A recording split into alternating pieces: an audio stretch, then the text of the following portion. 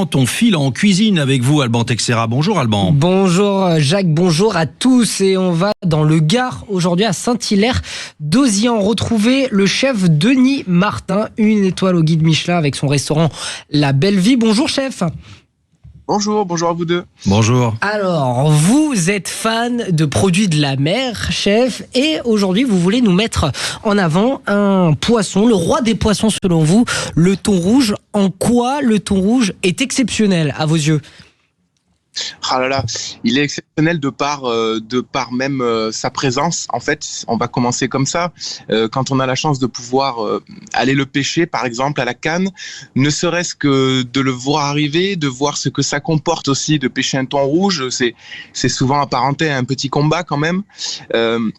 Et puis quand on voit ce poisson arriver avec sa robe argentée sortir de l'eau, là, vraiment, c'est assez impressionnant et on se dit, il y a quelque chose qui se passe avec ce poisson-là.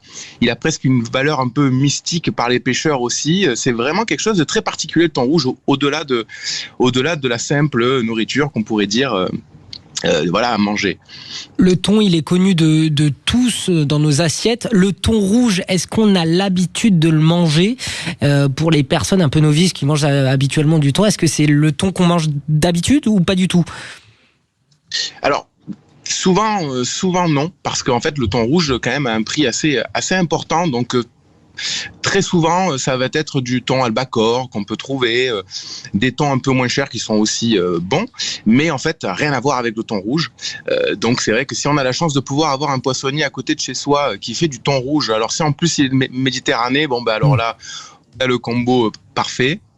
Et c'est vrai que la chair du thon rouge est incomparable avec la chair d'un thon albacore ou d'un thon... En bouche, concrètement, qu'est-ce qui est différencié le thon rouge du thon albacore, par exemple ? Tout simplement, déjà la texture et puis aussi ce côté très... presque ferrugineux un petit peu qu'a ce thon rouge, puisque le thon rouge, il est rouge parce que c'est un poisson qui est très nerveux, qui est très musclé, donc a beaucoup de sang. Et donc, forcément, ça se répercute dans le goût de la chair. Et c'est ce qui donne ce goût très particulier de poisson ferrugineux, en fait. Alors, chef, comment vous le cuisinez, ce thon ? Donnez-nous l'eau à la bouche un petit peu. Alors, il y a beaucoup de possibilités, mais moi, je peux vous en proposer deux assez rapidement.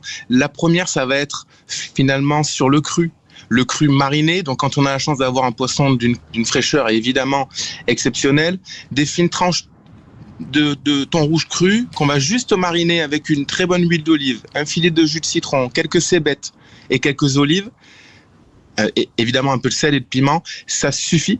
C'est vraiment comme ça, c'est comme ça qu'on va le manger sur le bateau d'ailleurs, c'est comme ça qu'on le mange, que vont le manger les pêcheurs.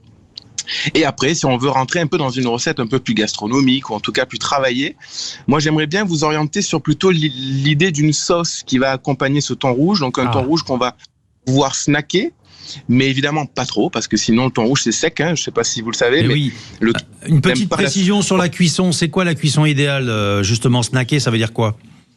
C'est-à-dire que vraiment c'est presque comme on pourrait dire tourner-retourne, on dirait un bœuf bleu, là le thon il faut qu'il soit bleu, c'est-à-dire rouge. Faut pas avoir peur. Alors quand on n'aime pas la texture du poisson cru, la bonne méthode c'est de le cuire qu'à moitié, ça veut dire qu'on va avoir un morceau, à chaque fois qu'on va manger un bout, on va avoir un bout de cuit, mais quand même un bout de cru. Pas mal. Il va apporter cette texture et ce goût-là. Donc ça, c'est le bon moyen si on n'aime pas le cru. Et ensuite, la sauce, très rapide, en fait, c'est une sauce italienne qui s'appelle la sauce tonnato. C'est un peu l'esprit d'une mayonnaise. Ça se fait facilement, c'est du thon cuit. Alors, soit du thon en boîte, malheureusement, à la maison, si on en a, ou sinon, tous les morceaux de thon rouge qu'on va confire à l'huile d'olive. Donc là, il est cuit. Et ça, c'est ce qui va servir de base à la mayonnaise avec des capres, des anchois, du jaune d'œuf. Et ça, on va le monter à l'huile d'olive. Et ça fait une sauce ultra goûteuse. Et qu'en fait, on va rajouter sur ce thon-là, froid, parce que c'est une sauce quand même froide. Et voilà. Et donc, en fait, ça impacte très vite ce poisson-là. Et ça le laisse aussi vivre, parce que c'est important de garder le goût du thon. Ouais, ça fait un beau programme quand même, Albin. Moi, j'ai pris des notes. J'ai dit mariner cru, très frais, le cuisiner chez nous très frais, et taillé très fin.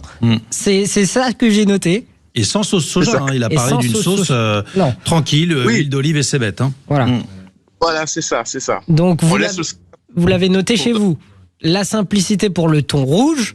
Vous pouvez retrouver tous les conseils de notre chef sur notre site internet sudradio.fr. Et si vous voulez aller le voir, vous pouvez passer du côté de Saint-Hilaire-d'Ozian, le restaurant La Belle Vie, 1 étoile au guide Michelin. Qu'est-ce qu'on mange à midi, hormis le thon ? Hormis le thon, j'en ai quand même du thon, mais sinon on va manger de la peau droit, on va manger du rouget et un peu de coquillage. Ah, c'est pas mal. Voilà. Pas mal. Pas mal. La mer avant tout. Merci Denis Martin, merci Albin.